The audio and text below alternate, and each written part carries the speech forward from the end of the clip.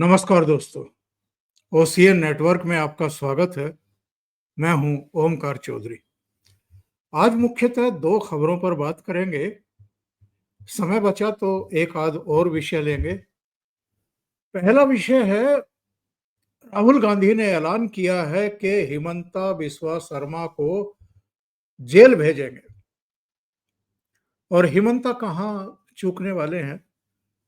उन्होंने कहा है कि आप देश भर की कौन कौन सी अदालतों से जमानत पर हैं, जरा इसका भी हिसाब किताब लगा लीजिए। ये जो टसल है, हिमंता बिस्वा शर्मा को जाकर के असम में ये कहना कि ये देश के सबसे भ्रष्ट मुख्यमंत्री हैं, तमाम तरह के एलिगेशन लगाना उनके ऊपर, ये जो पिद्दी कांड हुआ था उसकी खुन्नक है। उसका जो उल्लेख हिमंता बिस्वा शर्मा ने बाद में कर दिया था कि राहुल गांधी उसी प्लेट से उठा करके बिस्किट अपने डॉगी को खिला रहे थे और वही बिस्कुट जो बाकी के गेस्ट वहां पर थे, जो उनसे मिलने आए थे, वो भी खा रहे थे। तो उसी दिन मैंने फैसला किया था कि मैं अब कांग्रेस में नहीं रहूंगा।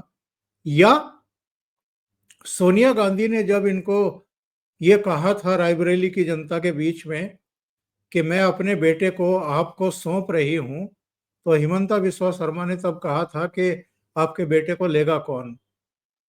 और ये कितनी बार लॉन्च हो चुके हैं, किसी को पता नहीं है। इसके अलावा जब ये भारत जोड़ो तोड़ो यात्रा कर रहे थे, असम से गुजर रहे थे, तब भी इन पर मामले दर्ज हुए थे वहां पर। और ये टसलबाजी कोई नई नहीं है, पुरानी है।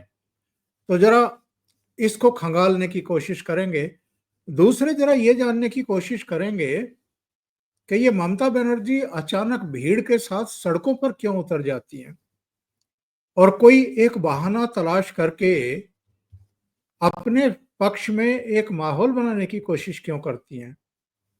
अभी तक तो हम हिंदी मराठी का मामला सुन रहे थे, अब इन्होंने कहा है कि हमें बंगाली नहीं बोलने दिया जा रहा है। तो इनको बंगाली बोलने से कौन रोक रहा है? किसने रोक दिया इनको?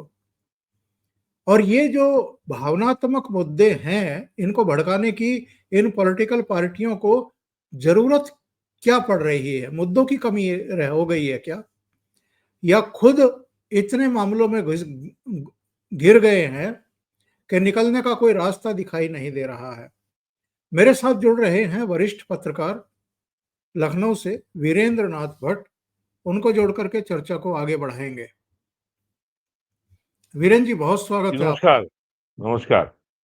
तो ये बताइए साहब, ये राहुल गांधी कह रहे हैं कि हम हिमंता बिस्वा शर्मा को जेल भेजेंगे और नरेंद्र मोदी और गृह मंत्री अमित शाह भी नहीं बचा पाएंगे इनको जेल जाने से। वैसे राहुल गांधी जेल भेजने वाले किसी को कौन होते हैं, किस पद पर हैं ये, और ये कोई अभियोजन पक्ष है, जांच एजेंसी के चीफ हैं, या इनके पास किसी के खिलाफ ऐसे एविडेंस हैं कि ये जेल भेजने की बात कर रहे हैं। दूसरी बात ये है कि जांच एजेंसी भी सीधे किसी को उठा करके जेल नहीं भेज सकती। वो भी कोर्ट में पहले पेश करती है, केस डायरी पेश की जाती है, एविडेंस दाखिल किए जाते हैं, तब कोर्ट फैसला करती है कि उसको घर जाने दिया जाए या न्यायिक हिरासत में भेजा जाए या पुलिस की कस्टडी में भेजा जाए आगे की पूछताछ के लिए। ये किस तरह की बात कर रहे हैं राहुल गांधी, और क्यों कर रहे हैं? अभी अभी आपने राहुल गांधी की लॉन्चिंग की बात की थी, तो मेरा ख्याल है प्राइम मिनिस्टर नरेंद्र मोदी को चाहिए कि डीआरडीओ में आजकल जो और आईए और आपके इसरो में, इंडियन स्पेस रिसर्च ऑर्गेनाइजेशन में जो रिसर्च वर्क बहुत फास्ट हुआ है, और 11 साल में जितने नए आविष्कार हुए हैं, जितने नए आर्म्स जो टेक्नोलॉजी डेवलप हुई है, वो इसके पिछले 50 साल में नहीं हुई थी। तो इसरो को कुछ नई राहुल गांधी के लिए लॉन्चिंग टेक्निक डेवलप करनी चाहिए। उसने हजारों सैटेलाइट लॉन्च कर दिए, इनको भी लॉन्च कर दे। जहां तक राहुल गांधी की आसाम की बात है, तो उसको बिल्कुल राजनीतिक संदर्भ में हमको देखना चाहिए। एक तो अब आसाम के असेंबली के चुनाव निकट हैं। 2 बार लगातार वहां बीजेपी सरकार बना चुकी है। जिस तरीके से हेमंत बिस्वा शर्मा ने बांग्लादेशियों के खिलाफ अभियान चलाया है, और जिस तरीके से हज़ारों एकड़ ज़मीन जो है जो फॉरेस्ट लैंड थी वो खाली कराई है, एक एनटीपीसी का थर्मल पावर प्लांट बन रहा था उसको खाली कराया है और जो बिहार में जो इस समय मतदाता सूची का जो स्पेशल इंटेंसिव रिवीजन चल रहा है एसआईआर, उसके चलते करीब जो है 30-32 लाख से ज़्यादा मतदाता बांग्लादेशी, रोहिंग्या, नेपाली पकड़े जा रहे हैं। तो ये निश्चित है कि ये अभियान अब आसाम में चलेगा और जो आसाम की जो धुबरी लोकसभा सीट है, जो बांग्लादेश की सीमा से लगती है, वहाँ से कांग्रेस का एमपी जो 2024 में चुनाव जीता है, उसका विक्ट्री मार्जिन 10 लाख वोट से ऊपर है। और उसके 80% वोटर जो हैं, वो सब बांग्लादेशी हैं और धुबरी जिला जो जो आज़ादी के बाद 40 साल तक हिंदू बहुल जिला था, आज वहाँ हिंदू मात्र 10% बचे हैं और वो मुस्लिम बहुल जिला हो गया है। और अब उनकी हिम्मत इतनी बढ़ गई है, वो यहाँ तक कह रहे हैं कि धुबरी जिले को जो है बांग्लादेश में उसका विलय कर दिया जाए और और जो बांग्लादेश का पड़ोसी जिला है, वो है सिलहट।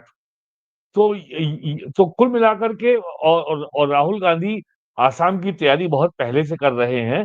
उन्होंने अभी अपने अपने जो लोकसभा के सांसद हैं तरुण गोगोई, उनको वहाँ का प्रदेश का अध्यक्ष बना के भेजा है और जिस तरीके से कांग्रेस केवल हर जगह मुसलमानों का मामला उठाती है, वो वहाँ भी मुसलमानों का मामला ही उठा रहे हैं, जबकि उनको अच्छी तरह मालूम है कि मुसलमानों के पास वहाँ पे कांग्रेस के अलावा कोई और विकल्प नहीं है।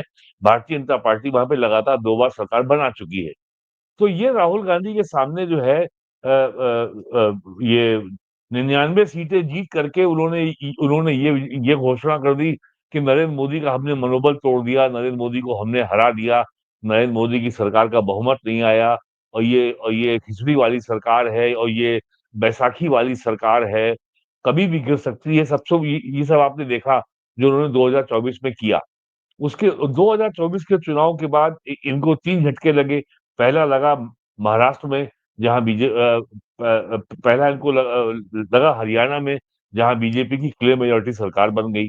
दूसरा इनको लगा महाराष्ट्र में जहाँ बीजेपी का जो है गठबंधन में होने के बावजूद उसको अपनी क्लियर मेजॉरिटी की जो सीटें चाहिए थी, उससे लगभग वो 8-10 सीटें कम रह गई थी। फिर झटका उनको लगा इस साल फरवरी में आम आदमी पार्टी की सरकार चली गई और दिल्ली में सरकार बीजेपी की बन गई स्पष्ट बहुमत से। यूपी में भी जो है 10 सीटों पे उपचुनाव हुआ था विधानसभा में, उसमें 8 बीजेपी ने जीत ली। तो इनके पास जून 2024 में जो इन्होंने भेड़िया आया का शोर मचाया था कि संविधान खत्म हो जाएगा, आरक्षण खत्म हो जाएगा, वो तो अब फेल हो गया। जो सबसे बड़ा संकट इनके सामने आ गया है, इनको लगता था कि भारतीय जनता पार्टी को और भारत को जाति का मुद्दा उठा करके तोड़ा जा सकता है, नष्ट किया जा सकता है। तो इस साल अभी 2 महीने पहले 24 अप्रैल को या शायद 26 अप्रैल को केंद्र सरकार ने कह दिया कि इस भई अब जब जनगणना होगी, उसके साथ-साथ जाति की भी जनगणना की जाएगी। तो इनके पास जो बहुत बड़ा मुद्दा था जाति का, वो भी इनसे हाथ से निकल गया।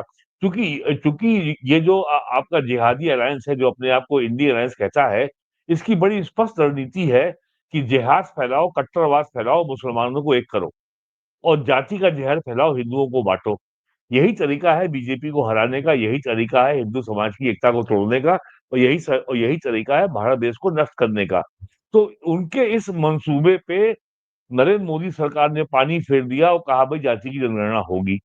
उसके बाद जो अभी अप्रैल में जो 22 अप्रैल को घटना हुई पहलगाम में कश्मीर में और जिस तरीके से 26 हिंदुओं को हत्या की गई, उनका धर्म पूछ के हत्या की गई और यहाँ तक कहा गया, जाओ मोदी को बता देना। तो ठीक है, मोदी को बता दिया गया उन्होंने और उसके बाद मोदी ने भी उनको बता दिया। तो ऑपरेशन सिंदूर जो हुआ है, ऑपरेशन सिंदूर के बाद 1 महीने तक तो पाकिस्तान का फेक नैरेटिव चला और जो ग्लोबल जिहादी मीडिया है, आपका अमेरिका का Washington post, wall street journal और न्यूयॉर्क टाइम्स और सीएनएन और बीबीसी, इन लोगों ने जो पाकिस्तान के पक्ष में जो अभियान चलाया, वो केवल मई में चला, लेकिन जुलाई आते-आते वो ध्वस्त हो गया। तो अब तो और अब दुनिया के सामने आ गया अब और पूरे यूरोप और अमेरिका के सारे मिलिट्री एक्सपर्ट्स ने, स्ट्रेटेजिक अफेयर के एक्सपर्ट ने और अब तो ज़माना सैटेलाइट का है, एक-एक इंच की फ़ोटो आ जाती है। और जिस तरीके से अभी 2 दिन पहले मद्रास आईआईटी के कन्वोकेशन में अजीत डोभाल ने कहा कि भाई अगर एक कोई काँच टूटा हो, वो तो दिखाओ। कौन-सा हमारा आपने नुकसान किया है, कहाँ आपने हमारा जहाज गिराया है? तो ये जो नैरेटिव लगातार था इनका कि बताइए कितने जहाज गिरे, कितने रफ़ाल गिरे और हमारी तो ये जो है एक भारत में नरेंद्र मोदी की सरकार में कुछ अच्छा हो सकता है, ये ऐसा देखना पसंद नहीं करते। विदेश मंत्री एस जयशंकर कल बीजिंग में थे, वहाँ के राष्ट्रपति शी जिनपिंग से मिले और ये 2020 में अप्रैल में जो गलवान लद्दाख में जो घटना हुई थी, जिसमें भारत के और चीन के दोनों के सैनिक मारे गए थे, उसके बाद ये पहली मुलाकात थी।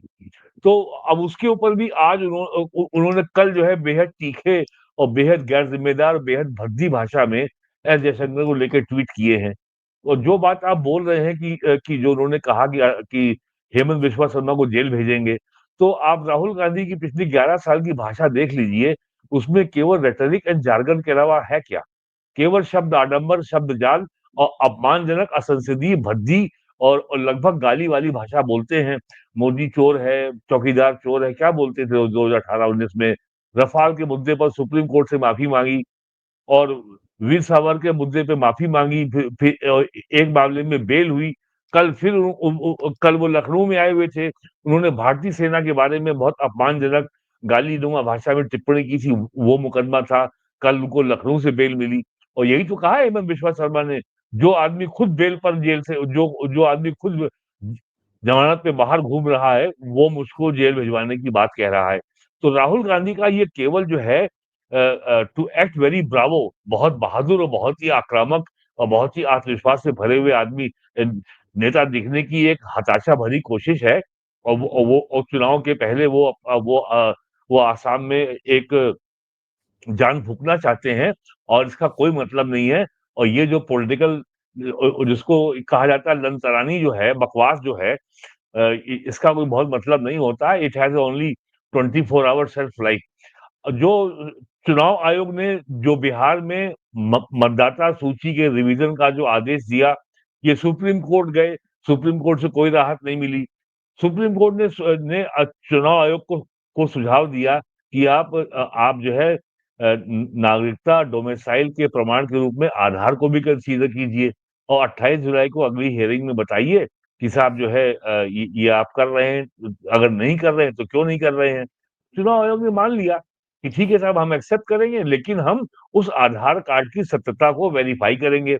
और ये खबर आ ही चुकी है कि एक जिले में ये जो सीमांचल जो बिहार का मुस्लिम बाहुल इलाका है, कटिहार है, पूर्णिया है और खगड़िया है और किशनगंज है, यहाँ मुस्लिम आबादी बहुत तेजी से बढ़ी है, लगभग बहुमत में अभी बहुमत में आ चुके हैं और सब बांग्लादेशी हैं। रहते 100 लोग हैं और लेकिन 126, 140 आधार कार्ड यहाँ जारी हो गए हैं। जनसंख्या से बिल्कुल। ज़्यादा आधार कार्ड जारी हो गए हैं। तो चुनाव आयोग ने सुप्रीम कोर्ट का जो है सुझाव भी मान लिया और और आधार कार्ड की सत्यता को प्रमाणित करना तो कोई कठिन काम तो है नहीं। यूडीएआई का केवल आपको जो है जो बायोमेट्रिक चाहिए आपको उससे मिल जाएगा। तो और ये अब तय हो गया है कि बिहार को में मतदाता सूची के पुनरीक्षण को लेकर के जो इन्होंने हल्ला मचाया था, उसका कोई उसका कोई असर नहीं हुआ और चुनाव आयोग ने तो आज शायद पूरा भी कर लिया पूरा अपना काम। जो उनको रोल रिवीजन का काम करना था, उन्होंने बधाई भी दे दी आज तो मुख्य चुनाव आयुक्त ने। तो और ये बड़ी संख्या में और जितने मतदाता वहाँ कम होंगे 10 लाख, 20 लाख या 25 लाख, वो सारे के सारे ये जिहादी अलायंस के वोटर हैं और सारे के सारे बांग्लादेशी हैं या रोहिंग्या मुसलमान हैं। तो ये 2024 जून के लोकसभा चुनाव के बाद इनके हिस्से में लगातार हार और झटके ही आए हैं। इनको कोई अच्छी खबर सुनने को नहीं मिली है। दिल्ली में फरवरी में विधानसभा चुनाव हुए, इन्होंने आम आदमी पार्टी के खिलाफ मोर्चा खोला, लेकिन इनको एक सीट नहीं मिली दिल्ली विधानसभा में 70 सीटों में। तो कुल मिलाकर के अब बिहार है, अगले साल बंगाल है और उसके बाद जो है यूपी है, असम है, उत्तराखंड है, पंजाब है, मणिपुर है, गोवा है, सब चुनाव हैं। तो लगातार जो है 26, 27, 28 चुनाव ही चुनाव लगे हुए हैं और 28 में फिर चुनाव होगा राजस्थान में, मध्य प्रदेश में और छत्तीसगढ़ में, और उसके बाद मई 28 में चुनाव होगा कर्नाटक में। और मुझे लग रहा है कि कर्नाटक में सरकार तो पहले ही गिर जाएगी चुनाव आने के बहुत पहले। तो ये कुल मिलाकर के राहुल गांधी का जो ये सब बयानबाजी है, ये केवल राजनीति में कैसे प्रासंगिक बने रहा जाए, कैसे रेलेवेंट रहा जाए, हाउ टू स्टे अफ्लोट, एक यही साजिश है, एक यही प्रयास है। और राहुल गांधी का ये बयान जो है, इसका कोई बहुत मतलब नहीं है। ये ऐसे ही बोलते रहते हैं। इन्होंने किस नेता के बारे में अच्छा बोला है? इन्होंने जब अपने अपने नेताओं को ये कुत्ते वाला बिस्कुट खिलाते हैं, तो ये बीजेपी के किसी मुख्यमंत्री के बारे में कुछ जो है पॉजिटिव सकारात्मक बात बोल सकते हैं, ये सोचना भी जो है खामख्याली होगी, और ये मूर्खता होगी ये।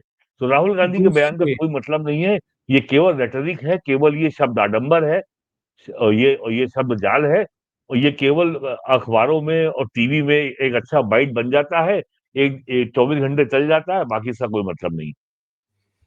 चलिए दूसरी खबर पर चलते हैं। ममता बनर्जी सड़क पर उतरती हुई दिखाई दे रही हैं। ये दर्शक देखें कि ममता बनर्जी इस तरह के पोस्टर बैनर से बना करके गले में लटकाती हैं, बार बार सड़कों पर उतरती हैं, एक माहौल बनाने की कोशिश करती हैं। लेकिन इस बार क्यों सड़क पर उतरी हैं? तो हेडलाइन देखिए आप इस अखबार की, भास्कर की।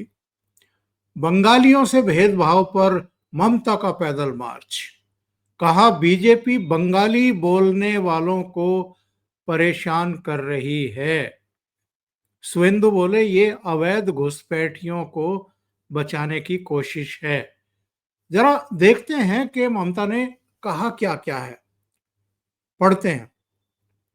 सीएम ममता ने कहा मैं आपको यानी बीजेपी को चैलेंज करती हूं कि साबित कीजिए कि बांग्ला बोलने वाले प्रवासी लोग रोहिंग्या मुसलमान हैं। बंगाल के 22 लाख प्रवासी श्रमिक देश के अन्य हिस्सों में काम कर रहे हैं, उनके पास वैध पहचान दस्तावेज हैं। मैं बंगालियों पर अत्याचार बर्दाश्त नहीं करूंगी। भाजपा शासित राज्यों में बांग्ला भाषी लोगों को बांग्लादेशी और विदेशी कहकर प्रताड़ित और जेल और डिटेंशन कैंप में भेजा जा रहा है। क्या बंगाल देश का हिस्सा नहीं है? फिर ये कहती है कि दूसरे राज्यों में बैठकर बंगाल के वोटर का नाम काटा जा रहा है। भाजपा ऐसा कर महाराष्ट्र में चुनाव जीती, अब बिहार में ऐसा कर रही है। उन्होंने चुनाव आयोग पर भाजपा की दलाली करने का आरोप भी लगाया। जब ये बिहार में मतदाता सूचियों के सत्यापन पुनरीक्षण का काम चल रहा था, इसके खिलाफ जितने लोग अदालत में गए थे, उनमें एक नाम महुआ मोइत्रा का भी था। मेरा माथा ठनका कि बिहार से महुआ मोइत्रा का क्या लेना देना। लेकिन अब समझ में आ रहा है भट्ट साहब, ममता बनर्जी एक पेशबंदी कर चोर रही की थी, एक आधार चोर आधार की तैयार चो, चोर की दाढ़ी में तिनका। एक आधार तैयार कर रही थी कि मैं भी, हम्म। क्योंकि वहां से भी ढूंढ ढूंढ करके विदेशियों को यानी नेपाली, रोहिंग्यास, बांग्लादेशी, उन सबको ढूंढ करके निकाला जा रहा है। और जो बिहार में नहीं रहते हैं, 17 लाख के आसपास है, उनके नाम भी मतदाता सूची में है। 12 लाख के आसपास ऐसे हैं जो जिनकी मौत हो चुकी, वो भी अभी मतदाता बने हुए हैं। उन सबके नाम हटाए जा रहे हैं। इनको लग रहा अगला नंबर अब बंगाल का आने वाला है। और यहाँ तो विदेशी भी और ऐसे फर्जी मतदाताओं की तो बहुत बड़ी तादाद निकलने वाली है। तो उससे पहले ही महाराष्ट्र की देखा देखी, वहाँ मराठी बनाम हिंदी एक मुद्दा बनाया गया। यहाँ ये कह रही हैं कि बंगाली बोलने वालों के खिलाफ भारतीय जनता पार्टी अत्याचार कर रही है, उनको सता रही है। ये सताने का मामला है या सच को देखिए उजागर करने का मामला है? देखिए इलेक्शन कमीशन ने पूरे देश में इंटेंसिव रिवीजन का ऐलान कर दिया है। जनवरी 1 2026 को कट ऑफ डेट तय कर दी है कि इस तारीख में जो लोग 18 वर्ष की आयु प्राप्त कर लेते हैं, उनका नाम मतदाता सूची में जोड़ दिया जाए। तो ममता बनर्जी को ये मालूम है कि अप्रैल 2026 में पश्चिम बंगाल में चुनाव है, और पश्चिम बंगाल में चुनाव के पहले ये प्रक्रिया जो बिहार में हो रही है, बिहार में ये चुनाव और मेरा ख्याल है कि जो और अभी इलेक्शन कमीशन ने पूरे देश में स्पेशल इंटेंसिव रिवीजन का डिटेल्ड शेड्यूल अभी अनाउंस नहीं किया है। वो कभी भी आ सकता है। It can come tomorrow, it can come day after और वीक। तो बिहार में तो ये बंगाल में होना है। बंगाल में ममता बनर्जी के टोटल वोट का 20% केवल बांग्लादेशी मुसलमानों से आता है। तो अगर ममता बनर्जी का 10% वोट भी कम हो गया, तो ममता बनर्जी को सड़क पे आना ही आना है। तो आज तो वो अभी 6 महीना 8 महीना पहले ही आ गई, 1 साल पहले ही आ गई, जो आज है। और वास्तव में क्षेत्रीय पार्टियों का पूरे देश में आप देख लीजिए, यूपी में, बिहार में, महाराष्ट्र में, इनका कोई कैरेक्टर नहीं होता, कोई इनके पास स्थायी कोई विचारधारा नहीं होती है। इनका केवल एक एजेंडा होता है कि कैसे राजनीति में बने रहा जाए, कैसे सर्वाइव किया जाए, कैसे जिंदा रहा जाए। यूपी में समाजवादी पार्टी, बहुजन समाज पार्टी का पिछले 35 साल का इतिहास देखिए। बड़ी-बड़ी बातें ये लोग करते थे, और आज अखिलेश यादव केवल जाति का जहर फैला रहे हैं। एक कथावाचक से कह रहे हैं कि आप शूद्र शब्द बहुत बोलते हो, जबकि उनका बोलने का संदर्भ, उनके बोलने की शैली, उनका बोलने का कारण एकदम अलग है। वो कोई नेता नहीं है, अनुद्धाचार्य जी। वो वो किसी पार्टी के नेता नहीं है, और उनको वोट नहीं लेना, लेकिन अखिलेश यादव ने उनको भी जाति के घड़ा में लपेटने की कोशिश की, क्योंकि वो भी संकट में है। बिहार में लालू यादव की पार्टी संकट में है, तो उनका बेटा जो है तेजस्वी कह रहा है कि आपको खबर सूत्रों से नहीं, आपको खबर मूत्रों से मिली है। अब वो सूत्र को मूत्र बोल रहा है। तो वो अब उस अगर अगर और जब नेता का भाषा का संयम समाप्त हो जाए, तो ये फिर उसके बाद किसी ये एविडेंस की आवश्यकता नहीं रहती है कि ये नेता संकट में है, और ये क्राइसिस में है, और ये परेशान हो गया है, इसलिए अनाप-शनाप भाषा बोल रहा है। मैं तो राहुल गांधी की भाषा को भी इसी श्रेणी में रखता हूँ, जो आज वो बोले हैं असम में। तो तेजस्वी ऐसा बोल रहा है। उधर महाराष्ट्र में मुंबई नगर निगम के और पूरे महाराष्ट्र में नगर निगम के चुनाव होने वाले हैं। जो उद्धव ठाकरे की सेना है, की जो शिवसेना है, उसके सामने अस्तित्व का संकट है। अगर उसको बंबई में, ठाणे में, कल्याण में, पुणे में, पिंपरी-चिंचवाड़ में, नागपुर में, या 5-7 जो बड़े नगर निगम हैं, और पूर्णा में अगर स्थान नहीं मिला, अगर सफलता नहीं मिली, तो शिवसेना उद्धव ठाकरे का अस्तित्व संकट में पड़ जाएगा। तो ये लोग जब संकट में होते हैं, तो ये हमेशा बहुत ही संकीर्ण किस्म के, जिनसे घृणा फैले, जिनसे सामाजिक तनाव फैले, ये किसी न किसी फॉल्ट लाइन को, किसी विभाजन की रेखा को उठाते हैं, और उसी में ही आग में घी डाल पहले आग पैदा करते हैं, फिर उसमें घी डालते हैं। तो वही काम ममता बनर्जी आज कर रही हैं। अब एकाएक वो जो है, वो बंगाली मानुस हो गई। वो और उनको ये मालूम है कि 15 साल से उनकी सरकार चल रही है। 2011 से उनकी सरकार चल रही है, और अब वो बंगाली हो गई हैं, और वो बीजेपी के ऊपर जो है बंगालियों को प्रताड़ित करने का आरोप लगा रही हैं। तो इस समय उद्धव ठाकरे, तेजस्वी यादव, अखिलेश यादव, ममता बनर्जी, ये सब लोग एक ही पाले में हैं। सब के सब अपने अस्तित्व की लड़ाई लड़ रहे हैं, और उन क्षेत्रीय पार्टियों के सामने संकट ये होता है, अगर ये सत्ता में नहीं आती हैं, तो इनका गैंग बहुत तेज़ी बिखरना शुरू हो जाता है। देखिए, बहुजन समाज पार्टी अब केवल 1 विधायक रह गया है विधानसभा में। इनका एक भी एमपी नहीं है लोकसभा में, इनका शायद अब एक भी एमपी इनका राज्यसभा में भी नहीं है। यूपी में विधान परिषद में भी इनका एक सदस्य नहीं है। तो क्षेत्रीय पार्टियों के सामने और ये पार्टियों ने हमेशा जाति पे आधारित जो आइडेंटिटी पॉलिटिक्स है, कि तुम पिछड़े हो, तुम दलित हो, हम तुमको डीएम बनाएँगे। तो इन्होंने केवल नारेबाज़ी करके और लंबी-लंबी बातें करके इन्होंने जो है लोगों को मोबिलाइज़ किया, उनको पॉलिटिकली अवेयर बनाया। लेकिन इन्होंने जो ज़मीन तैयार की थी, लोगों ये सबको पता है, लोगों को अपने अस्तित्व के लिए रोटी भी चाहिए।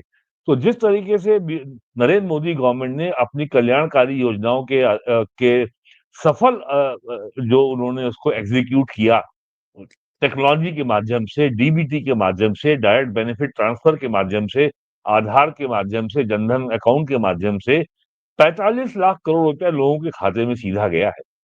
और बाकी ये बातें बहुत बार कही जा चुकी, कितने आवास मिले और कितनों को एलपीजी मिला, क्या शौचालय मिला, आयुष्मान भारत मिला, बिजली कनेक्शन मिला, सब मिला। तो अब इनकी जो जाति की और भाषा की और रीजनल आइडेंटिटी, जो क्षेत्रीय इनकी अस्मिता, ये इस आधार पे जो वोट मोबिलाइज करने की जो क्षमता थी उद्धव ठाकरे की या ममता बनर्जी की या तेजस्वी यादव की या अखिलेश यादव की या बहुजन समाज पार्टी की, वो लगातार कमजोर हो रही है। और ये जो आ गया है वो ये रोल का रिवीजन, मतदाता सूची का जो पुनरीक्षण का अभियान चल रहा है, ये बिहार से कई गुना ज्यादा घातक होने वाला है बंगाल में, और उससे भी ज्यादा घातक होने वाला है आसाम में। ये असली चिंता है इनकी। और जो आपने महुआ मोइत्रा का नाम लिया, तो आज की तारीख में पूरी टीएमसी आतंक में जी रही है, क्योंकि सुप्रीम कोर्ट से कोई राहत नहीं मिली है। और अगर ममता बनर्जी अगर स्पेशल इंटेंसिव रिवीजन में कोई बाधा खड़ी करेंगी, तो ये भी हो सकता है कि चुनाव आयोग चुनाव टाल दे बंगाल में। और अगर वहां प्रेसिडेंट रूल में चुनाव हुआ, तो ममता बनर्जी का तो नाश निश्चित है। और ममता बनर्जी जो है, जब उनके ऊपर अस्तित्व के ऊपर आती है बात, तो वो कानून संविधान सबको लात मार देती हैं। और वो केवल विक्टिम कार्ड खेलती हैं, बंगाली कार्ड खेलती हैं। और फिर कहती है कि सारे सगुलो मेरे साथ आओ। फिर वो दबाव बनाएंगी कांग्रेस के ऊपर, वो दबाव बनाएंगी सीपीएम के ऊपर कि देखो मेरे साथ आओ वरना बीजेपी आ जाएगी। तो ये सारे हथकंडे वो पिछले 10 साल में अपना चुकी हैं। तो अब ये जो नया जो जो अ, अ, जो ये दांव है चुनाव आयोग ने चला है, चुनाव आयोग एक स्वतंत्र ऑटोनोमस संवैधानिक संस्था है। केंद्र सरकार उसको डायरेक्शन नहीं दे सकती, सुप्रीम कोर्ट दे सकती है। लेकिन सुप्रीम कोर्ट भी ने या हाई कोर्ट ने भी आज तक कभी भी चुनावी प्रक्रिया में पिछले 70 सालों में कभी हस्तक्षेप नहीं किया है। और ये जो जो रोल रिवीजन हो रहा है, ये चुनाव के पहले की तैयारी है, और ये भी चुनावी प्रक्रिया का ही अंग है, उससे अलग नहीं है। अगर मतदाता सूची बिल्कुल। नहीं होगी तो चुनाव कैसे होगा? और जो सबसे बड़ी समस्या इनके सामने खड़ी हो रही है, जो तर्क ले रहे हैं कि चुनाव आयोग को नागरिकता तय करने का अधिकार नहीं है, यह कार्य तो गृह मंत्रालय का है। तो आरपी एक्ट ये कहता है कि चुनाव आयोग केवल भारत के नागरिक को ही मतदाता का नाम ही मतदाता सूची में शामिल कर सकता है। तो क्या जो व्यक्ति भारत का नागरिक नहीं है, वो मतदाता सूची में उसका नाम शामिल हो सकता है? यदि वो भारत का नागरिक नहीं है, तो मतदाता सूची से उसका नाम कौन निकालेगा? क्या गृह मंत्रालय निकालेगा ये या चुनाव आयोग निकालेगा? जब आरपी एक्ट में प्रोविजन है कि केवल भारत का नागरिक ही भारत में मतदाता हो सकता है, तो यानी चुनाव आयोग को नागरिकता सिद्ध तय करने का और मतदाता में जिसका नाम दर्ज है उसको अपनी नागरिकता प्रमाणित करने के लिए प्रमाण देने का डायरेक्शन देने का अधिकार चुनाव आयोग को है। तो ये जो कहा जा रहा है कि चुनाव आयोग बैकडोर से एनआरसी लागू कर रहा है, ये बैकडोर से नहीं कर रहा है। RP act, representation of people's act 1950 में इसका स्पष्ट प्रावधान है। नेट पे अवेलेबल है, कोई जाके पढ़ सकता है हिंदी में अंग्रेजी में। तो ममता बनर्जी का बहुत बहुत संकट बहुत बड़ा होने जा रहा है। बहुत बहुत धन्यवाद वीरेंद्र नाथ भट्ट साहब, आप जुड़े, समय निकाला आपने और महत्वपूर्ण मुद्दों पर चर्चा की। Thank you so much. नमस्कार। नमस्कार।